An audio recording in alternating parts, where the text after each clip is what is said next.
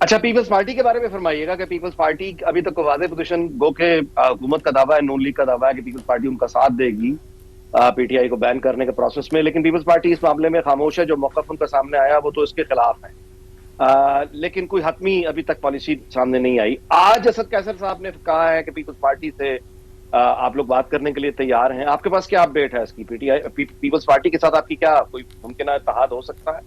دیکھیں، میں ان کے ساتھ ان ٹچ نہیں ہوں. اسد کیسر صاحب ان چیزوں کے بارے میں، چونکہ ہماری پولیٹیکل کمیٹی کے تو میں بھی ممبر ہوں، وہ بھی ہیں، مگر نیگوسیشنز کے حوالے سے اسد کیسر صاحب سر فہرست رہتے ہیں. وہ لوگوں سے مذاکرات کرنے، کس سے بات کرنی ہے، کس سے نہیں کرنی.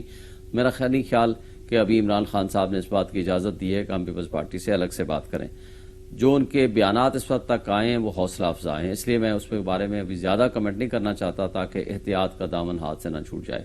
لیکن ایک بات طے ہے، ارسپیکٹو کہ وہ ان کا، میرا نہیں خیال کہ وہ پی ایم ایل این کے ساتھ جائیں گے، لیکن ان کی مجبوری اسٹیبلشمنٹ ہے. آج وہ کرپشن میں ڈوبے ہوئے ہیں، صرف آصف علی زرداری نہیں، ان کی ساری پارٹی. تو لہٰذا وہ انڈیپینڈنٹ نہیں ہے کہ جس وقت آپ کو یاد ہوگا بلاول بھٹو نے ہمارے حق میں بھی بات کی، اپنے حق میں بھی بات کی، لیول پلینگ فیلڈ کی بات کی. ایک راو انوار کی سٹیٹمنٹ آئی اور اگلے دن زرداری صاحب بالکل الٹے ہو گئے اور وہ ٹوٹل اپنے موقف سے ہٹ گئے. تو لہٰذا ان کی جو پرابلم ہے وہ ہمیں سمجھ آتی ہے کہ یہ کرپشن میں ڈوبے ہوئے ہیں، اور ان کی مجبوری یہ ہے کہ جس دن بھی انہوں نے کان مروڑنے کی کوشش کی، اگلے دن انہوں نے سیدھا ہو جانا ہوتا ہے، چونکہ اسٹیبلشمنٹ اس وقت ان کٹ پتلیوں کو چلا رہی ہے.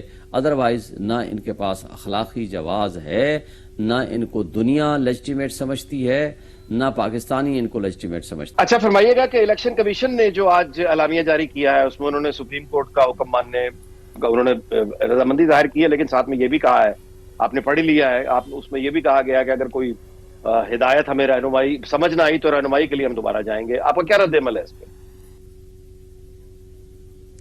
دیکھیں، اچھی بات کی ہے اگر وہ واقعی امپلیمنٹ کرتے ہیں. رہنمائی لینا کون سی چیز ہے جو آپ کو رہنمائی کے لیے غرض ہے؟ سپریم کورٹ نے تو لکھ دیا ہے کہ اگر الیکشن کمیشن کو کلیریفیکیشن چاہیے ہو یا پی ٹی آئی کو چاہیے ہو تو ہمارے 8 ممبر بینچ کے پاس آ سکتے ہیں. لیکن کون سی وہ چیز ہے جو ان کو سمجھ نہیں آ رہی؟ دیکھیں، پہلی بات تو طے ہے کہ 39 لوگوں کا ایفیڈیوٹ، انہوں نے اس کو ایفیڈیوٹ کی ضرورت نہیں، پی ٹی آئی کا ڈکلیئر کر دیا. 41 کا ایفیڈیوٹ چاہیے تھا جس میں سے موسٹلی کے ایفیڈیوٹ جمع کرا دیے گئے ہیں. 1-2 بندے ملک سے باہر ہیں، ان کے بھی آ جائیں گے، وہ جمع ہو جائیں گے. سرٹیفکیٹ ہماری طرف سے چاہیے تھا، وہ ہم نے جمع کرا دیا ہے. اب اس کے علاوہ تو ان کو سوائے نوٹیفائی کرنے کے اور کوئی آپشن ہی نہیں ہے، اور اس کو سیٹیں اس کے مطابق جو ہمارا حق بنتا ہے اس حساب سے ہمیں صرف آئیڈینٹیفائی کر دیں اور ہمیں لوکیٹ کر دیں. اس کے علاوہ تو کوئی اور چیز ہے ہی نہیں کلیریفیکیشن کے لیے. اسی طرح پروونسز میں انہوں نے کرنا ہے، جن جن کے ایفیڈیوٹ آئیں گے اس حساب سے انہوں نے ان کو سیٹیں لوکیٹ کر دینی ہیں. لیکن اب الیکشن کمیشن تو اس میں کوئی شک و شبہ نہیں ہے، ایک جرائم کی آماج گاہ بنا رہا ہے. جس طرح انہوں نے فارم 45 کو 47 کی حرکتیں کی ہیں، جس طرح کرپٹ ریٹرننگ آفیسر کے ساتھ مل کے انہوں نے جو کچھ کیا ہے، اور ابھی تک فارم 45 میں تبدیلیاں کر رہے ہیں. یعنی جو 10 دن کے اندر انہیں فارم 45 اپلوڈ کرنے ہوتے ہیں وہ تو 2 مہینے تک نہیں کیے، جو اس وقت کیے تھے اب دوبارہ اس میں تبدیلی کر رہے ہیں، پھر تبدیلی کر رہے ہیں. تو بات یہ ہے کہ ان کو تو پتا ہے، اور پھر وہ اس ساری کرپٹ سسٹم کا حصہ بنے ہوئے ہیں. میرے کیسز میں 1,05,000 ووٹ دے کے جیتا ہوا ہوں. وہ کٹ پتلی جو جس کو مسلط کیا گیا، جن کو ریجیکٹ کیا گیا ہے، 50,000 ووٹ بھی نہیں لیے، اس کو ایم این اے بنا دیا گیا. اور اس کے علاوہ کیا کیا انہوں نے، جب جج نے کہا، جسٹس طارق جہانگیری صاحب نے کہ آپ فارم 45 لے آؤ، تو بھاگ کے جا کے الیکشن کمیشن میں چلے گئے، جناب ہمیں ذرا کیس ٹرانسفر کر دیں. اور اچھا، اس نے ٹرانسفر بھی کر دیا بغیر پوچھے کہ جی ایک ریٹائرڈ جج کے پاس ان کو بھیج دیا جائے. پھر ہم گئے عدالت سے اسٹے لیا. وہ نہ ریکارڈ جمع کرا رہے ہیں، نہ جواب اس طرح دے رہے ہیں، نہ فارم 45 لا رہے ہیں، اور نہ ہی وہ کیس کو چلنے دے رہے ہیں. وہ ان سب کو پتا ہے یہ سارا ملی بھگت ہے.